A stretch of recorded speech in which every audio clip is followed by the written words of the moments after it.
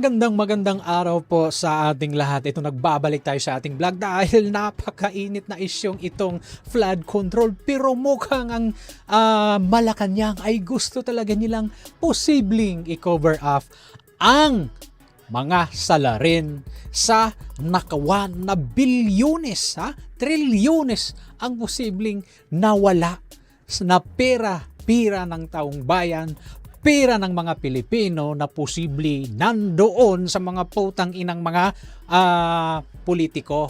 Okay, mga kababayan, ito. Meron tayong ICI, Independent Commission for Infrastructure. Sinong nag-create nito? Walang iba, ang ating presidente. Ang ating presidente is the executive branch of our country. Ang DPWH ay under ng executive, which is ang ating presidente. Ngayon, ang ICI na tinatag ng ating Pangulong Marcos, hindi pwedeng malaman ng taong bayan ang kanilang hearing dahil baka mabulgar. Ang hindi dapat mabulgar. Sabi nga ni Sergeant Gutesa, 3 times a week na nagdi-deliver ng basura sa bahay ni Saldico, sa bahay ni Martin Romualdez, pero pilit nilang i-discredit ang testimony ni Sergeant Gutesa. Gusto nilang tanggalin na or gusto nilang baliwalain ang pahayag ng isang marine officer na naglakas loob na sabihin ang katotohanan, mga kababayan. Ngayon, si Saldico, anong ginawa? Walang ginawa ang ating pamahalaan. Dapat na to kinansel ang passport nito para ang kanyang galaw limitado at pwedeng i-deport itong hinayupak, itong buang na sangkot di umano sa flood control corruption. Pero wala tayong maaasahan. Itong hearing ng ICI, sabi nila merong puwilit nilang proteksyonan.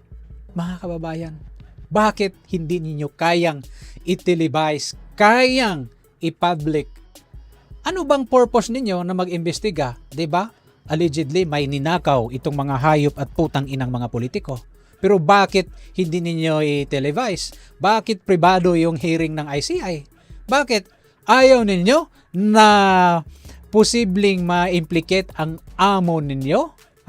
Itong si Martin Romualdez.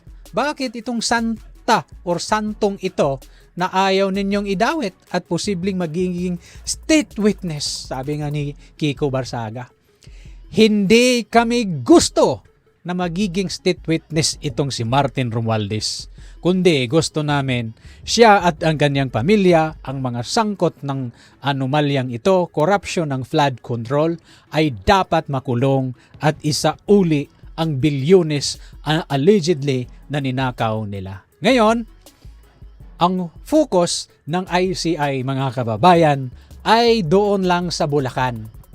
Doon lang sa Bulacan. Bakit? Sa Bulacan lang ba ang merong flood control? Mga kababayan? Hindi.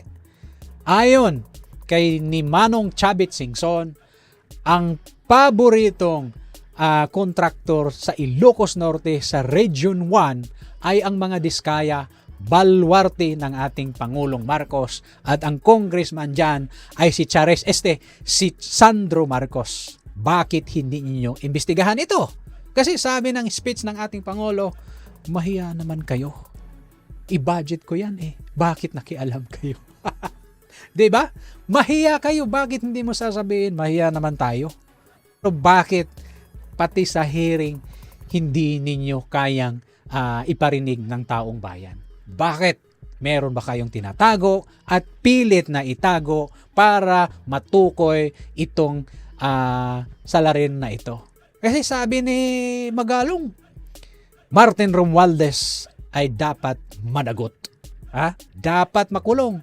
Kasi nasaan yung accountability na ilang beses na minensyon doon sa Senate hearing na itong si Saldico at si Martin Romualdez ang allegedly ang mastermind ng flood control anomalies. 'Di ba? Ha? Mga ghost project. Oh, itong balitang ito, ang sabi dito sa balita ay sa Bulacan lang talaga at merong mga sangkot na kontraktor. Ito, panoorin natin mga kababayan.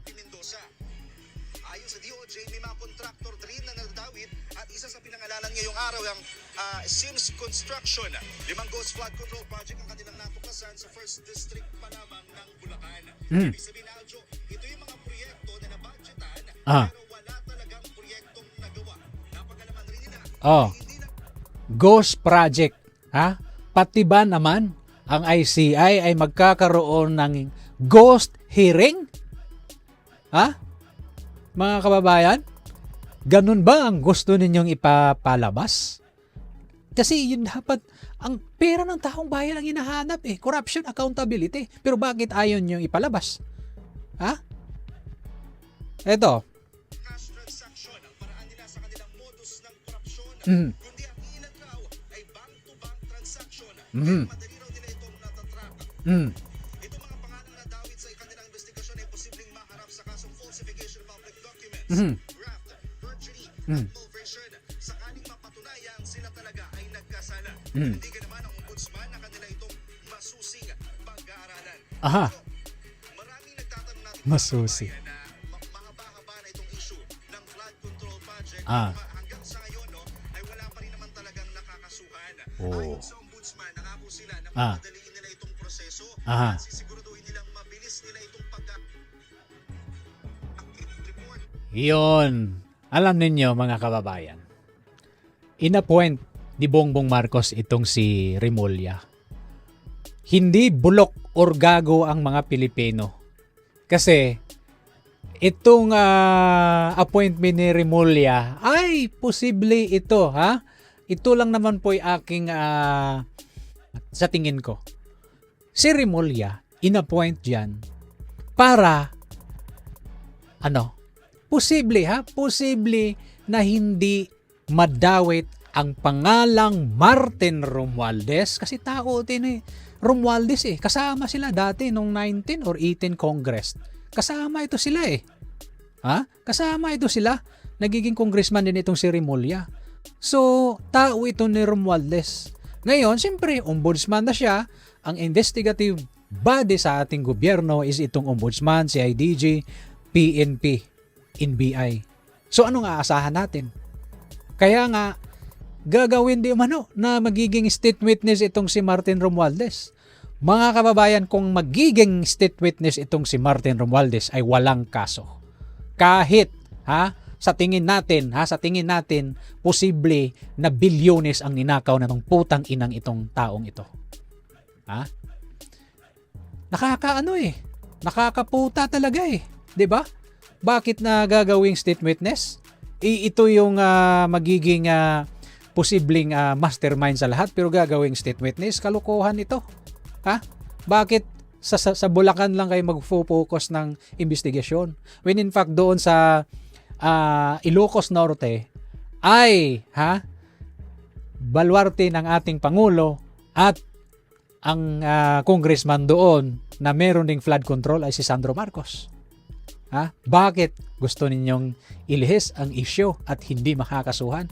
Appointed dyan si Remulla, dyan sa ombudsman. So pili. Kaya nga sabi ni Chavit Singson, this is public knowledge na ang mga may pera mahirap talagang makulong.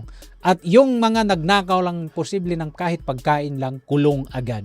Ganito buwiset at hayop ang ating nasa gobyerno. Iilan lang. Kaya nakakabuwiset. Kung wala kang pera, kulong ka. Pag sila, kahit may kasong pandarabong at pag nanakaw, kahit kasi si Bongbong Marcos nung sa PDAP scam, meron sangkot ito dati. May kaso nga ito. Ilang milyones din. Pero anong nangyari? Ayan. Ginawa pang presidente. Tayo ay nabudol itong posibleng hayop na ito. Mga kabayan, kung kayo po ay bago lang sa ating channel, imbitahan ko po kayo na masubscribe itong ating munting channel ng bulol na vlogger dito sa YT. God bless po. Ingat po kayo palagi. Mahalin natin ating bansang Pilipinas. Bye-bye.